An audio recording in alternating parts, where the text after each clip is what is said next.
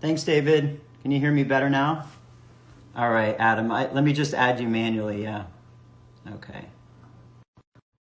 Let's do it now. Okay. All right, perfect. There. How are we doing? Much better. Okay, Yay. much better. Yay, we did it. So, Hi. how are you? I miss seeing you. I know I miss seeing you. Your house looks great, by the way. Thank you. You helped me you gave me some great advice whenever I was working on this old house. So Oh, just a little bit. You did it all yourself too, right? Yes, not the manual labor, but yes. You did a lot of the manual labor yourself. I mean, I tried. I'm not very good with a hammer. Nor am I. That's why we have people like you to give us amazing ideas so that we can stay creative and execute beautiful projects. But one, it's great to see you. And I just wanted to welcome everybody to this call series called Thinking of Art. And it's something that I came up with during quarantine because, I was bored and I wanted to reach out to certain artists and creatives that were in my life and see how they were doing during this time.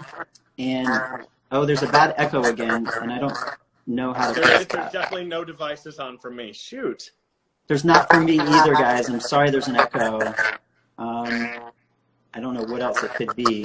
But we're gonna go ahead with this. So I think this is this technical thing sometimes we run into with Instagram. Yeah. But basically the Thinking of Art series was a way to connect with designers, with individuals, with people that are creative, and have conversations with them, especially now during the time of isolation. So Adam Hunter is not only a respected interior designer, but a really creative genius in what you do and how you execute for for the projects that you work on. So I wanted to talk about that first to see how kind of your business has changed while you're working from home, or because you're not able to go see clients, so you're having to do all of this on the phone. How has that changed the business? Thank God construction is essential during this time. So I do have some walkthroughs, but it's strange with masks and gloves, and we're all standing far apart for the homes that are in construction at the moment. But, I was going to start off by telling you how great it is that you're doing this. And it's, very much finding the art and the joy of what's in the trauma that we are right now. And I feel like that's happening a lot throughout the world. It's like kindness is making a comeback, so that's great and amazing. And I was also watching Jamie Drake, wonderful, amazing designer, and some of the things that he said. And I think I'm going to almost echo when he says that, it's been remarkably efficient in some ways. My office is completely virtual. So while you miss, and you do miss, feeling and seeing textiles, stones, we all have libraries in our office, textiles, stones, wood, stain. That's so important to me, is like feeling the materials. And that part is lost, but what isn't lost is that you can, especially with an app like Slack, you can just make everything so streamlined and so efficient. My team, we even have we start with our good morning emojis, at 9 o'clock and run through the whole day. And it feels great, actually. Not that saying, I want to go back to my office. Right. Well, you want to have that interaction with people. And, I think that's what I'm missing too. But I think what it's done for all of us is it's made us much more efficient with how we interact on a daily basis. Efficient and in a way intimate, There is an intimacy when you're talking like this as opposed to in a room with distraction. I mean, you're solely focused on the person. You're seeing a little of their personal life behind you. And that creates sort of another positive thing, which I think is intimacy. We have Zoom calls a few times a week with our clients, and they're actually a lot of fun. It is. I don't know. It's a different feeling. It's a different energy. Yeah. Somebody just mentioned. I don't know you're from the Broadway stage. That was one of the questions that just popped up. Yeah, talk about that a little bit. So you got your start on Broadway. I did, yeah, thanks. I in my 20s, I did Les Miserables, Ragtime, The Lion King, worked with Baz Luhrmann on La Boheme. So which was a massive impact on my design career in many ways. So yeah, my mother was on Broadway also, and then my father and sister are doctors. So we're either singers or doctors, now designers. Well, you have it all covered. It's amazing. So how did you get from Broadway to design, to interior design? That's a good question. I came out here after Lion King to do a show called Ugly Betty.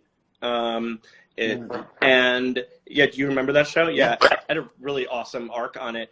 And then there was a writer's strike in Los Angeles, and that writer's strike sort of has forever changed the industry in the sense that that's when Netflix was born, and that's when Jennifer Aniston started to do television. She was doing The Practice and things like that never happened because they needed jobs. The other part of that was that many things closed up shop quickly. So I moved here with my partner at the time and our 2 little dachshunds, and first day of set was the last day of set.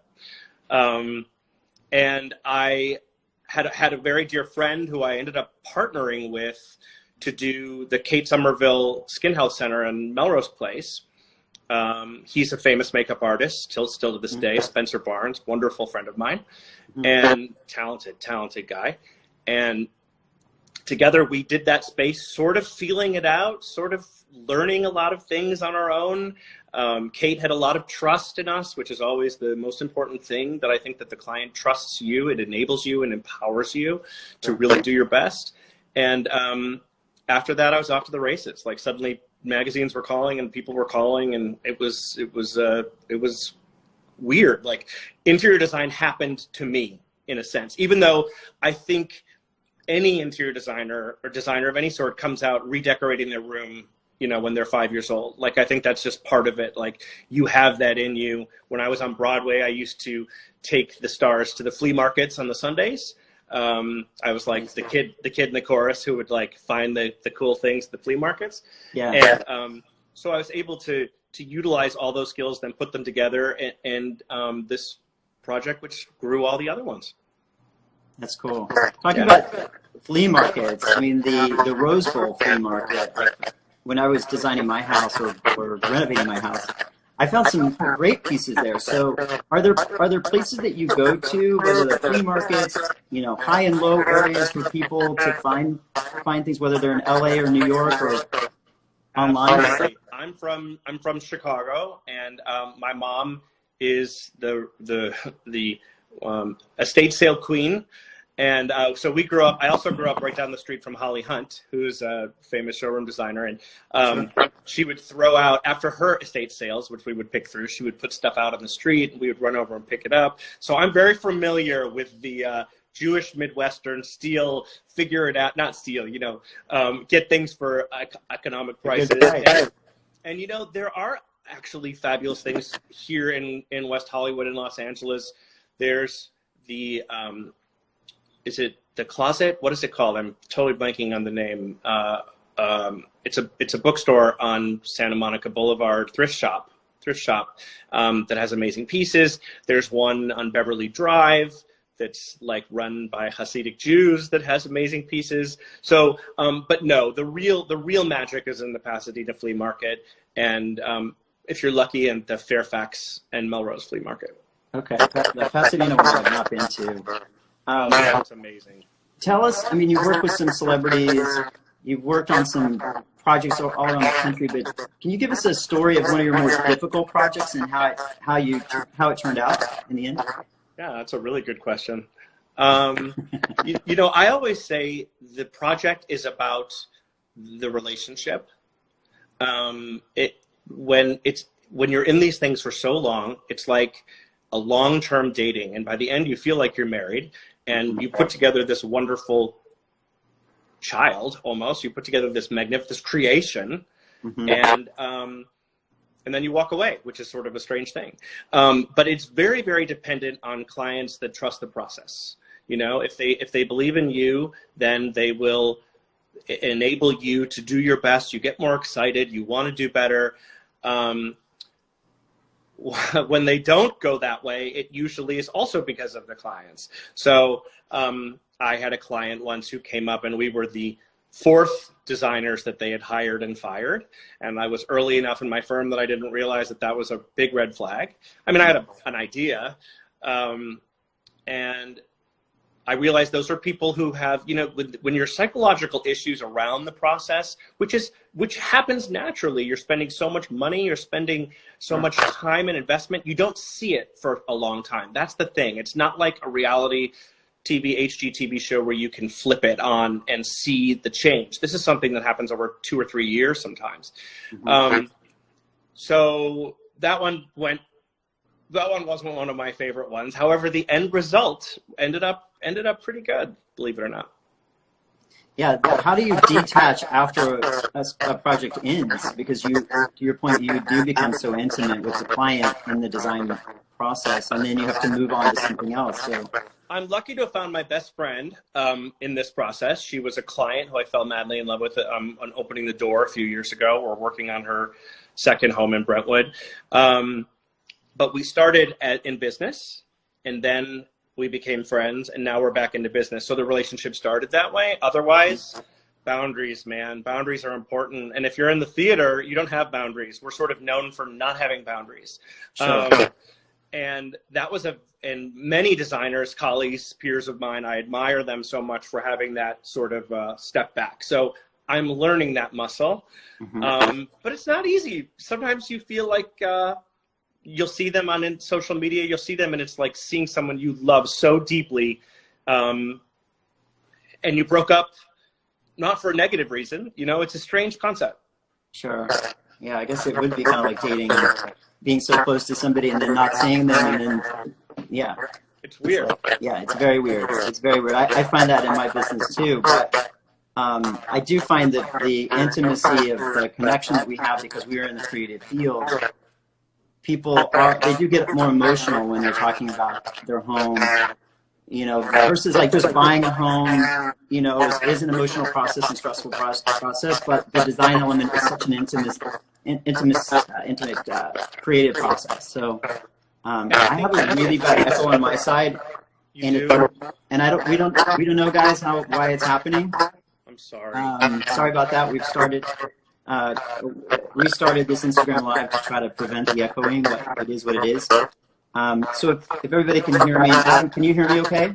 I hear you perfectly. You're okay. So what artists inspire you? Ooh, that's great. James Turrell. I mean, beyond. I also grew up in Chicago, and my parents would take us to the Art Institute all the time. So I learned all the Impressionists very early, Seurat, you know, many of those Manet, those original paintings are there. And they sometimes they remind me of theater sets as well, the way they're either done with pointillism or the abstraction sort of translates to the theater. It almost influences my wallpaper and textile choices, I would say, profoundly. Gary Lang. Trying to think of people that I love. Who do you love? Tell me who you love. I want to know who you love. Oh, I love Richter. I love Warhol. I love Manet. I mean, I have a book back here, Rothko. You do? I love, Rothko's amazing. The color field painters I love. I mean, Turrell. I remember that exhibition at the Guggenheim many years ago. I don't know if you went to that one, but he lit up the entire rotunda of the Guggenheim, which was really incredible. In like a pink, you know, I have his book right over there too. Oh, someone said, can you turn your volume down on the device? Me? Yeah. Yeah. Let's cut it in half. God, this is really live. This is really live, isn't it? There, is that better? Oh, that solved it. That was it. Okay. That was it? That was it. That solved the echoing. Awesome. Thank you, whoever submitted that. Thank you. Thank you very much. Other artists. Anyway, that.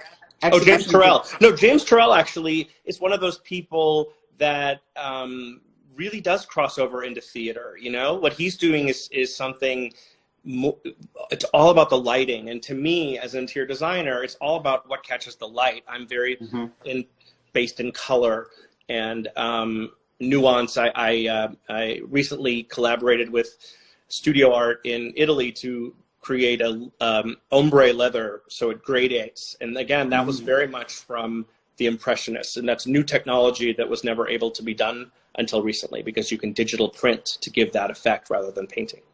Yeah, I featured, if you guys saw my story yesterday, I posted some images of some of Adam's recent projects. Tell us about that. That project had the big staircase with the Gary Lang. With the Gary Lang painting, yeah, there, which was incredible. Where was that project? Say it again? Where was that project? That project was in the Palisades with wonderful clients who have a huge family. I have a lot of heart and warm feeling for that. It was a modern house, to be sure, but it was a little cold. There were concrete walls. There were elements of it that sort of went the wrong way. And I feel like we sort of captured the warmth and the magic there by adding a Missoni rug and Gary Lang and parts of even the art, the furnishings were very magnetic in their colors. And again, a great, amazing client who ended up selling that home and we're doing their new home. It's amazing. So yeah, it's amazing. Well, I have so many questions here, but because I just want to start this today, and I haven't done this before, but since I named this call series Thinking of Art, I want to ask you the question, how are you thinking of art today differently than you did pre-corona? It's a good question. I think it's so central in the design. It's also something from the business side, the clients are exhausted when they get to that point in the process. So sometimes it's a phase 2 thing. Sometimes you want to build and visualize a room around an art collection. And again, the clients who have art collections, it's a whole different situation. And the ones who don't, I always say, put anything on your walls. That's, go to Z Gallery and put some nice butterfly on the wall, because it's something. People wait so long because they're so careful and they end up with empty walls, and that leads to cold homes. So that's a thought. A lot of things online, all our vendors are coming to us, our art galleries are coming to us with incredible things. You are a source of inspiration for me. I love your taste in personal style and direction. I remember that one you did at Soho House. I wanted to buy them all, that installation. Maybe you've done a few. Yeah, I did 6 that year, 2018. Yeah. Oh, you did? Is that what it? Wow. It shows, yeah. Yeah, it informs everything, but it's hard to see it right now. I mean, it's you have to, for some pieces, you have to, just like the textile library, you have to feel it, and not able to do that. On the other hand, there's a lot of time to be spent on the internet educating yourself. Okay, someone is saying Adam's face is completely covered by your request banner. I'm sorry, it's not showing on my side. Not showing on me either. Sorry about that, guys. Should I do something? So, how do you think the design industry will change as a result of what we're going through right now? And that's a loaded question, but curious of your thoughts. I think some things are remarkably wonderful and positive through the darkness. I think that has to do with when you're in the situation, you have to learn new tricks. And I think a lot of my friends who own showrooms and the incredible overhead they have at, say, the Pacific Design Center, and how they have employed people with virtual Zoom meetings has kept things almost, you pay attention more to an extent, because you're just looking for anything, inspiration to come to you. But I feel like innovations like that will stay in the new world. I also worry very much about some of my friends who have showrooms and some artists, furniture fabricators. What we do is a luxury sport, and requests, it needs a lot of capital. And I have friends who are worried all the time. One of my favorite things as an interior designer, my relationships, is with the makers. Whether it be Rosemary Halgarten, whose beautiful colored ombre fabrics touch me, or Adam Kamens of Ammunil in Philadelphia, who is the benchmark of all things metal, including that beautiful new structure in New York City across from the Javits Center, the Hudson Yards. Okay. And the makers, Kyle Bunting, who does rugs, being in talking to them and sort of feeling how they're going through this right now is, you know, I think it's going to lead to a good thing. It's confusing. It's a little muddied. Yeah, I was in the Pacific Design Center about, let's see, a week and a half ago, and all the stores were closed, or all the showrooms were closed. It was really surreal walking through. It's just such a beautiful space. But I was thinking the same thing. What, you know, how are all these businesses that it's such a tactile business? And it evolved. We would sit in my office and we would say, oh, I guess today there's no this and today there's no that. Oh, some people aren't going to their offices. And then I distinctly remember the ladies who I work with saying, what if the PDC closed? And I was like, the PDC is never going to close. And then Thomas Lavin, my friend, who's a wonderful showroom owner, called me. He's like, we're closing. I was like, come on, is that a joke? And I think that's when it started to really realize this. And their overheads are tremendous in the design center. Mm-hmm. But I do think the positive is that it's going to surge back. I mean, I don't mean to sound like too much like our president. But I do think that there will be a rebirth in a way that there was sort of after the World War II, when everything was joyful and happy, and baby boomers and the whole thing, all these new things were created. I'm a 9/11 New Yorker. I was a few blocks away when that occurred, and me too. There are echoes of that in a positive way. New Yorkers were never so lovely those 2 years. And I'm finding that that's happening a lot here. And I almost feel like that's more important, not almost, I'm positive that's more important than anything related to the design industry or any industry, because it starts at the top. Mm-hmm. So if you have that magic coming down from there, it's only going to make things brighter, more special. Well, I think because everybody has so much time at home, you're really figuring out what you like in your home, what you don't like, whether it's art or the color scheme or, you know, the basics of, you know, how your home operates. And to your point, I feel like when we can start to socialize again properly and people can be more expressive and creative, I see your industry and my business really continuing to grow, because I think people are going to be craving that their home looks, you know, it's more suited to their own style. Can you turn your volume down a little bit more? I'm echoing again. Okay. Just slightly. I could put in earbuds too. Someone wrote that. How's that? Oh, maybe better. That's a little. Yeah, it's a little better. Hi, Lola. Is that better? When it echoes, it's so hard for me to concentrate. Sorry about that. I'm sorry. I can imagine. You're perfect to me. So. Okay. No worries. Is this any better? Yeah, that's better. It's or better. Earbuds if you want. No, it's good now. Talk about like your favorite design tips at home for people that are stuck at home right now, which we all are. What would you say are your top 3 things to organize your home right now? Use the good stuff. Treat yourself. Okay. Take out the china. Take out the good napkins. Live your home. You know, you see so much. Your home is your sanctuary, which is always sort of the foundational word for me in my interior design. Mm-hmm. And it's a time to really elevate that. So simple things like candles, lighting fires, getting out your blankets, feeling them. It's still cool in Los Angeles. I'm sure it is in New York as well.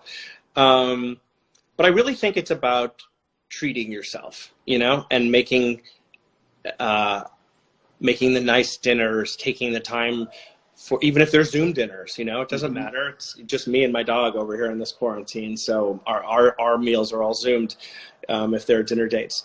But I would say spoil yourself.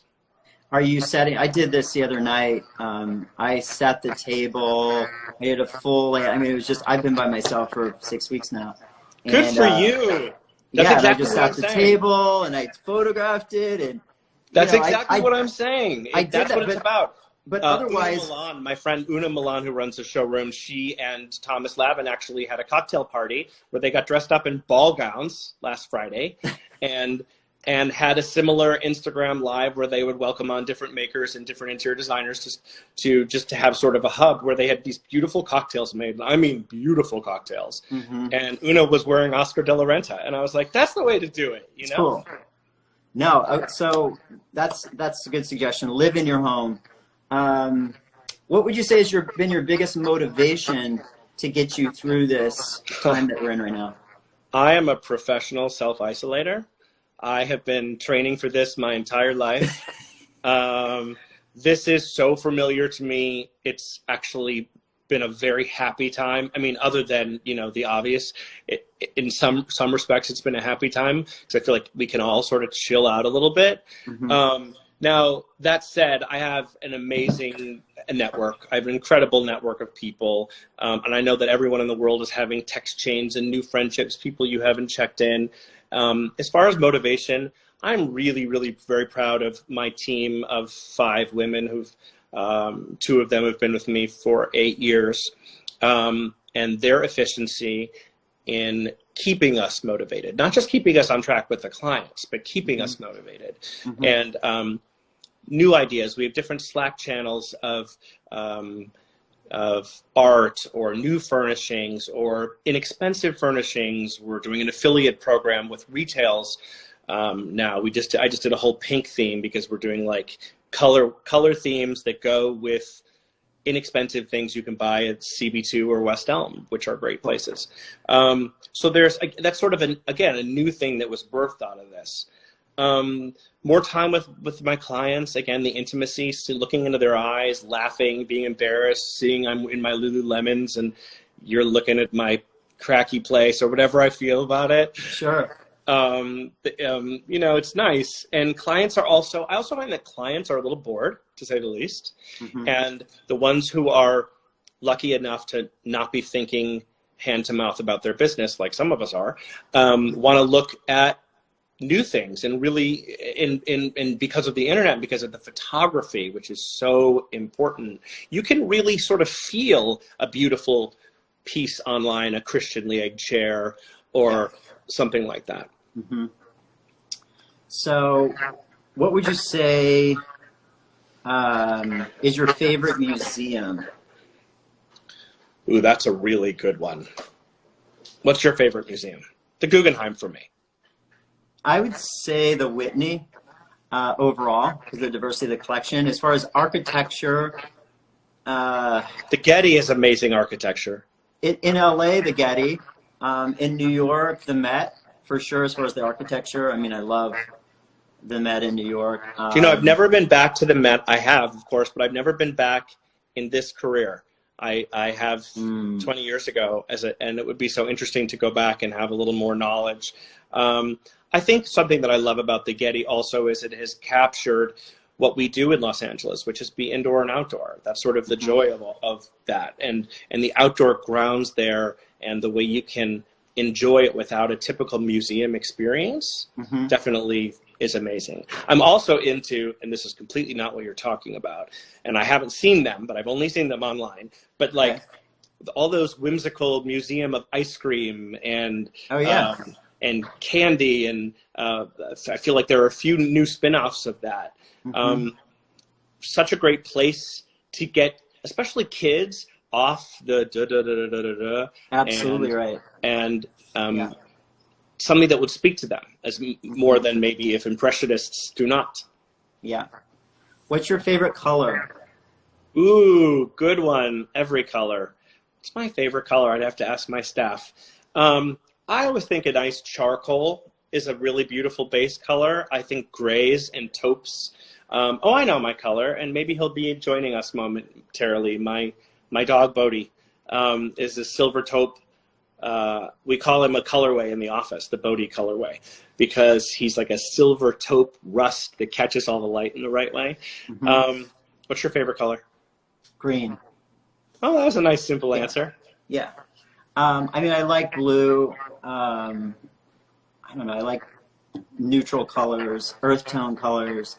I always do blue and green because it just is what's in front of us and around us, and it just is very inspired by nature. And yeah. So what's one of the first things that you're going to do whenever you can escape your house? You know, I'd like to get dressed up and go out. I would. I got to be honest. You know, my office, I realize, too, just being there, seeing them, feeling that energy every single day, that is something I really took for granted after many years. Am I echoing again? There's a lot of questions. No, there's a lot of questions here. So what kind of dog do you have? I have a miniature dachshund. He's a silver taupe. Okay. How old is he? He's 2. He's 2. Was he a rescue? I wish I could say he was a rescue, and I got a lot of shit for the fact that he was not a rescue. Sorry to ask you that question. No, that's okay. I wish he was. I tried. I looked for about a year. The problem with dachshunds, which is my favorite breed, is the older they get, their backs go out. So the ones, they were on their last legs, and I waited a long time. So he is not. He is from a very nice home in Alabama, but she made me drive out there, get to Birmingham, drive 3 hours out and pick him up. And I hope he'll come home. Okay, another question.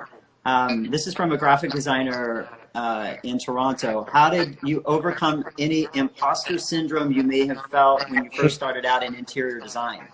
Have I overcome it? Yeah, how did you overcome it? No, but I know, I'm throwing you back. Have I overcome it? I think you have. I don't know that any great artists, good artist, I'm not saying I'm a great artist, I'm saying any artist overcomes that to a certain point. And if you do, that sort of lack of self-awareness, what a blessing. You know, I'm always thinking, is this right? Is this right? Is this right? The more you get into it, the more you feel it, the more you see the results. If you're going to paint a room a periwinkle lacquer color, there's definitely times you drive home and think, is this crazy? Am I crazy? And then you see the results, and it's like reminiscent of the Goop store in Brentwood. It's totally magical. But that's a very, very good thing to say. I think everybody who starts their own business has an imposter syndrome, even if you're trained. Good point. Let's see. Anybody else have any questions? We're running at 39 minutes now on this call. We try to keep it around 30. I'm sorry. No, it's all good. This is great. I mean, the dialogue is good. If anybody else has any questions, I'd written down a bunch of questions. I know, I'm looking at your questions. How was it working with Neil Patrick Harris? You know, it was really awesome. Neil and David are friends of mine, and David Bertka, his husband, and I went to University of Michigan together, and we're both on Broadway together. And their family is so inspiring to me. Like Nate Berkus and Jeremiah Brent, their family is so inspiring to me to see gay couples excel so beautifully. The fun thing about Neil was that he is, if we love design and art, he loves magic. Although he has quite an art collection. But magic is his passion. He's the president of the Magic Castle here in Los Angeles. I didn't know that. So in every I've never been to the Magic Castle, and it's 5 minutes from it's like literally 2 blocks from my house. It's actually pretty amazing and terrific. Like, I've not Neil been. took me, and it was a night I'll never forget. Can we go together? I would love it, yes. Don't you have to have an invitation to go or something? I think once you've gone, I don't know, I'll find that out. Okay. I'll find that out. So we built a magic room into every home of his. I only did the 2 out here, but one of the coolest things I did, I love trompe l'oeil. Again, it's a trick of the eye. It gets back to the theater. It's one of my favorite things to exercise. And we had a huge French framed poster, which actually was the door to the room. But you didn't know that. You grabbed the frame and opened it, and then you were in the room. So you started off with a magical experience right there, and then it literally was, I wish I could show an image, or I don't have it. It was an unbelievably spectacular stepping back in time situation, and of course it had all his awards all over. Who are your favorite vendors? We have that question. Vendors. That's a great question. I don't know if to answer it in showrooms or not. Thomas Lavin showroom, Una Milan, we get so many of our fabrics from. People that I love, brands that I love, are Missoni. I love a lot of the old stuff. That's a little bit more interesting to me. Trying to think of vendors, makers. Certainly, as I was saying, Rosemary Halligarten, Kyle Bunting Rugs, the Rug Company. I'm really big with the Rug Company. I have a line there. They were one of the first people in my mind to marry the idea of fashion design and rugs. And to me, that was such an epiphany and something I'd never thought of. I never thought you could see a Paul Smith striped shirt as a rug. And that was so profound to me that I got involved with that company and have a few rugs there. I'll keep thinking on that one. What was your favorite piece of furniture to design from scratch? No question, I know this one. There was a bed. Okay, so there's this wallpaper, Blossom wallpaper, that is coming down, and that was from Janet Yanati. And so it literally looks like you were sleeping under the blossoms that were falling. Then we built the leather bed and had the wallpaper. I wish I had an image of this as well, embroidered into, so the blossoms became embroidery. So as they trickled down, they became part of the bed. Oh, incredible. Does that make sense? Yeah, was that project in Los Angeles? That project was in Nashville. Okay. But again, it's when the clients allow you to take risks. I've been in my favorite project that I'm working right now, and that was one of your questions. What are your most rewarding projects? It's always the one that I'm in. It's always the one where you're the most dialed in, because again, we have a wonderful project in Aspen, but it's 3 years out. You know, we're just in the beginning phases. But when you're really in it, like I am with these wonderful, wonderful people in Brentwood, wait till you see this one. They have trusted the process. They've trusted me. They've gone outside their custom home. They wanted a traditional home that started, and now we have a super chic, contemporary, forward-thinking, beautiful place, and that feels, and they love it, and she'll write me a letter and say, I was just there today and I love it, and that's what it's really about. There's somebody that just made a comment. My mom has a rug she got while stationed in the Middle East. It's been with us for so long. Rugs are so important to house design. Rugs are so important to a house. That gets back to me and my mom, and we always had great rugs in the house. I think they're sort of the beginning and the end of a room. It's sort of, and it's also a very easy thing to forget. And also they're very, very prohibitively expensive sometimes at every price point, even retail. So I always tell people, I don't care where you're getting it from, make the commitment, you know, go to West Elm and spend $1,000 on that rug. That's what I did. I started out with the rug when I was renovating this old house, and I thought, okay, that was my palette. So I started out with the rug, and then everything else kind of felt. But it was really difficult finding the rug. I think I sent you emails about the different rug options that I had. I love them. You had great taste. I think it's about the rug, the finishes, the lighting, and then furnishings, which I also have a passion for. But it's a different part, especially upholstery. It's more about finding the tactile, beautiful textiles than. You know, we do have our own custom builders in some case, so we don't need to buy everything from showrooms. What color is next for your hair? Somebody asked that. I might be going back to normal. That's very funny. We coordinated today. I know. I love that. It's funny. I was just sitting at home, and people are shaving their heads. Did you see that online? Like, people are having this moment. And I was never one of those kids. My clients have kids who... during this quarantine even, they've colored their hair purple and pink, and I'll call my parents, who I love, who are 80, and be like, you never let me do that. You know, my parents were too conservative in that sense, so I'm sort of living that out right now in my 40s.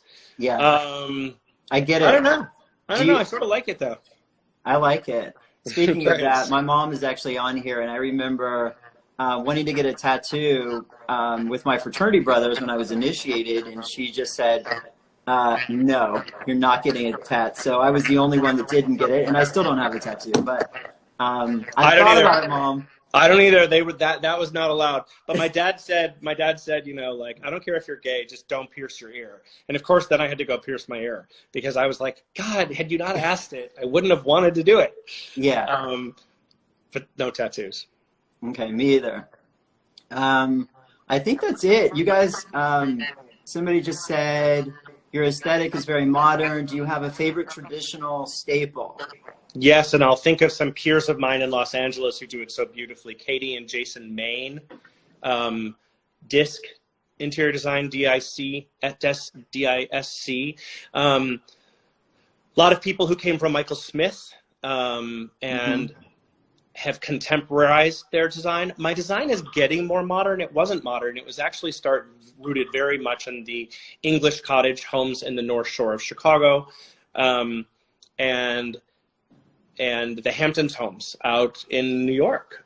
So my first few homes were that. But yeah, you evolve, you morph. Kelly Wersler is such a wonderful example of that. She has different layers all the time that you get to see. What's your favorite rug showroom in West Hollywood, in the West Hollywood area? I have a great affinity, a family feeling for Mansour, M-A-N-S-O-U-R. No, that's not who I wanted to say. Mansour's wonderful, though. They're wonderful. Mariband. Sorry, Mariband. I got to change that. They're in La Cienega and Melrose. They're the loveliest people in the whole world, and they're so educated. Of course, the Rug Company showroom is sort of a staple home for me, and it has been for about 10 years. Aga John is wonderful. Mark Phillips, awesome. Totally rad Mark Phillips. Oh, and he does the Retina rug, right? Did you know that, Kipton? No. There's a Retina rug. I didn't know that Retina had a rug. He has a rug exclusively with Mark Phillips, and it's When did that come out? Recently? Say it again. How recently did that come out? 2 years. We're speccing it for a home right now. It's actually really, really amazing. Oh, I sort of think it translates better to a graphic rug than even to art the paintings. On the wall. Yeah, that's cool. Well, thanks everybody for all the questions. Thank you. Wow, we've gone a lot longer than we had planned. I'm a talker. This was lovely. And when you change your hair color, can we do another live? We'll do it again. All right. Thank you so much.